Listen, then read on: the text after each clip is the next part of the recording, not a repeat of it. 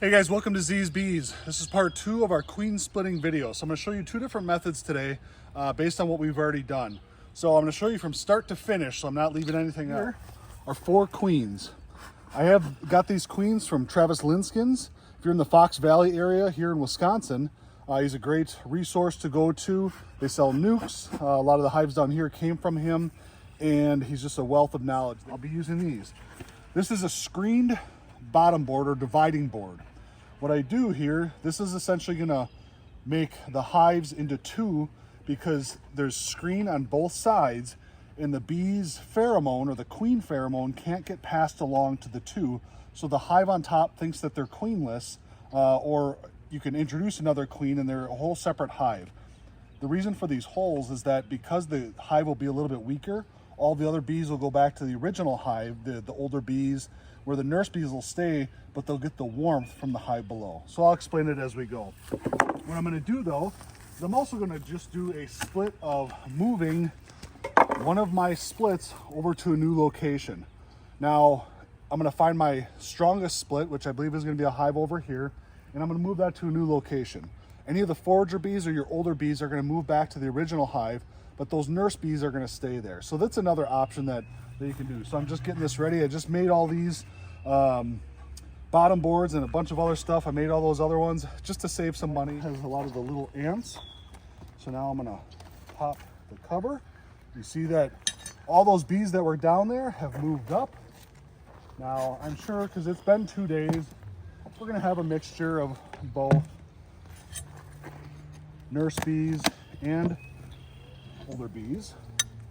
So I like what I'm seeing there, and I know for a fact that the queen is down there because I shook every bee down there. So what I'm going to do, I'm going to pop this. This is my split. I'm going to set it right here. Now this is going to get another box on top. You're good right there. Take a box of my drawn comb.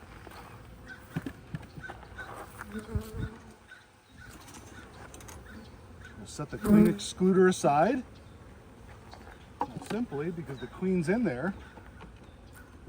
This is now their separate box.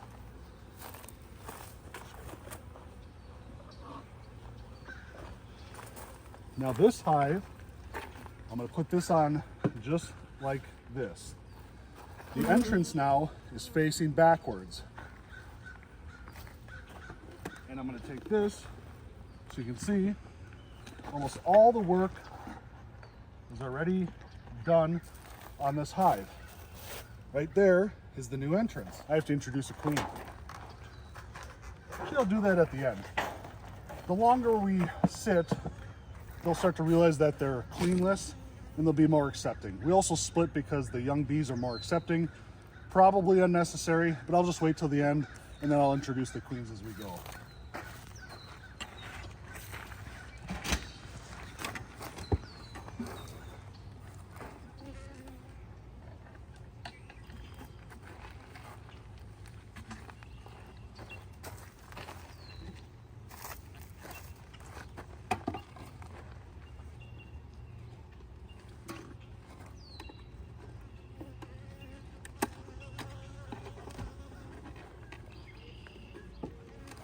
That's my split.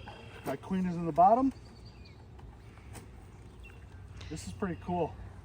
These were all brand new, unused queen excluders. That's how much they've done in 2 days. So again, I'll introduce some drawn comb. I'll take my bottom board, or I keep calling it a bottom board. It's a ventilated dividing board. And then we'll take this one.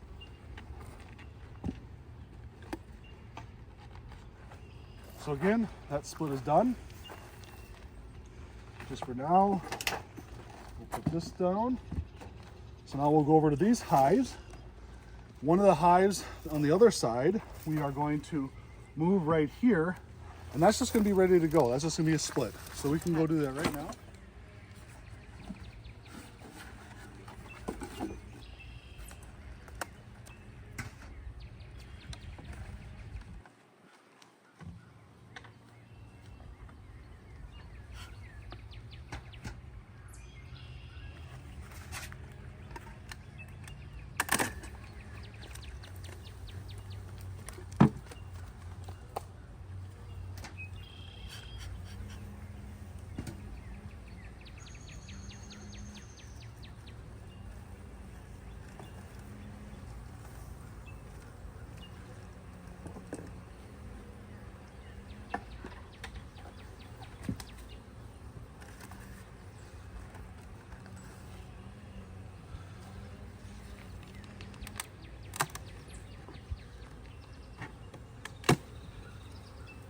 All right, I really like this population right here. This is going to be the one that we move over.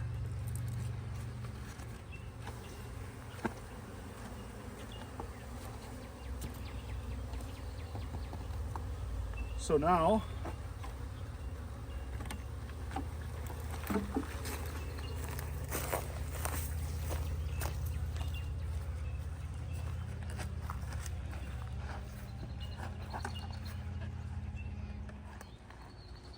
bottom boards.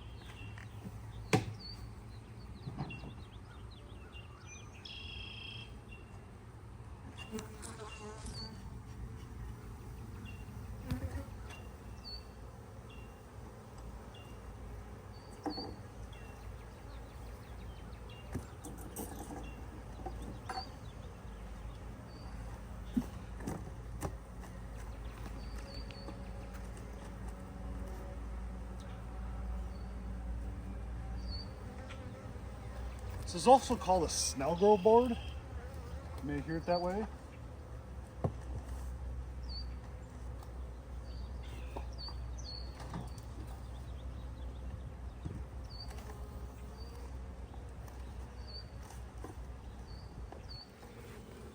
All right, so I just took the lid off. You can see this upper chamber here has a really nice population.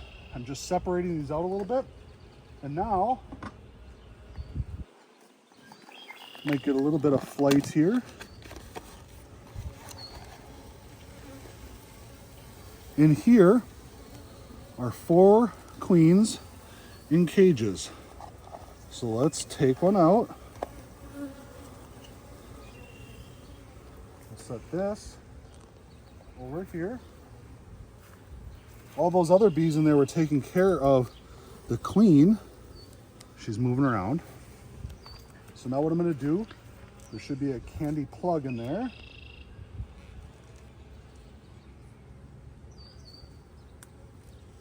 Okay, so right here, this is candy. See, there's kind of, it's like a sugar paste. And I'm going to put this queen in there with this down, and they'll feed her, and they'll eat that candy, and they'll release her in a couple days. So now what I want to do is figure out kind of the best spot. And I want to kind of pinch her, not her,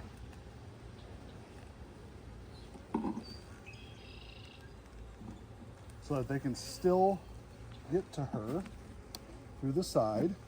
And if you want to come, you can kind of see now. You see how they're just kind of smelling? They're not balling her.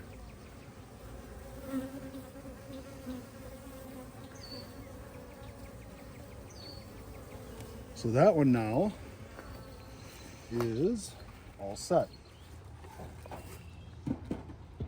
That's all set.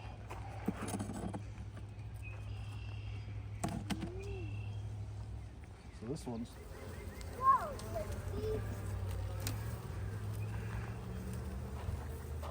okay. So now I don't want to drop her down in there. So as soon as I get some tension, I'll start to kind of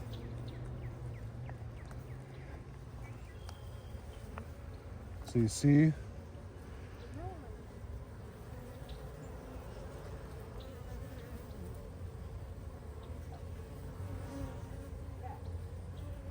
they're not real aggressive, they're not balling her, they're just checking her out. She's giving off that beautiful pheromone. I'll slide them.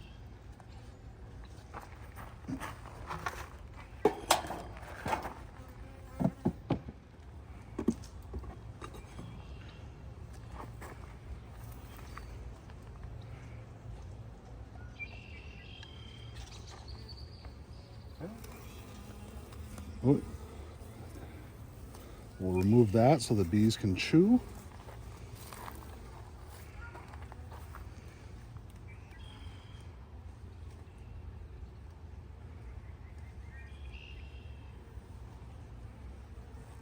We'll put her right here.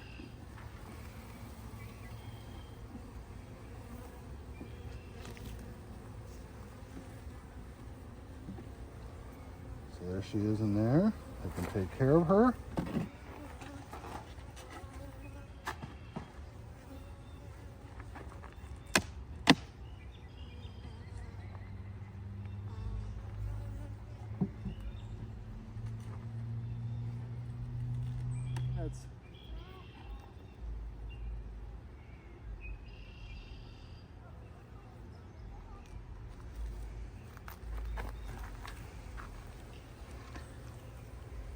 Checking her out.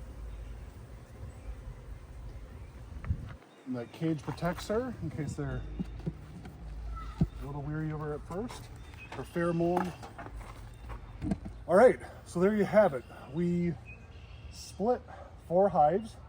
We're using the Snellgrove board or the double screen dividing board on 3 of them. And we just did a flat out split on the 1. So just to rehash everything, initially we secluded the queen on the bottom. We put a queen excluder in there, which meant all the nurse bees moved up. Then we came back. For me, it was 2 days. You could come back hours later, a day later. But essentially, I came back 2 days later. So I knew that the queen was still on the bottom. I took out the queen excluder. I put on a new box of just whether you had empty comb or empty, I had drawn comb. And then, I'm explaining on this one, even though we didn't split it, we put in the Snellgrove board, which has the entrance on the back, and then we introduced the queen. So I got the mated queens from Travis Linskins, right here in the Fox Valley, Linskins Honey. You can find it at a lot of stores. They do a lot of stuff between, I guess, here and all the way out to Brown County. They have a huge operation, awesome to work with if you're looking for any kind of bees or things like that. That's what we have. Now my plan is, I could in a couple days, once I see that the population is adequate enough that they can heat all their brood, I can move these to a new location. Some of them I'll probably keep in this yard, but remember, every time that I move within the same yard, all those existing bees are going to fly back to the entrance that they've oriented to. So the rule is usually 2 feet or 2 miles. Move a hive either 2 feet or it has to be 2 miles. We can get away with a little bit more, but just understand the limitations. So if I move this hive here, let's say 30 feet over to this direction, all the foragers that are in that hive are going to fly back to this location. So when that time comes, what I'll do is I'll probably put a little shim. So any of those returning bees will then just go down into this hive. And I want this hive to be strong enough with nurse bees that wherever I put her, there'll be enough to then get that colony going. So we went from, let's see, what do we have here? 5 hives to essentially 9 hives down here. We'll see how it goes. We'll check on the queens probably in 3 to 5 days, make sure that they are released and accepted. So thanks for watching Z's Bees. We'll follow one more video with this, probably in about a week or so, and we'll check on how things are going, and we'll start to move some of the bees around so that we have individual hives. Thank you.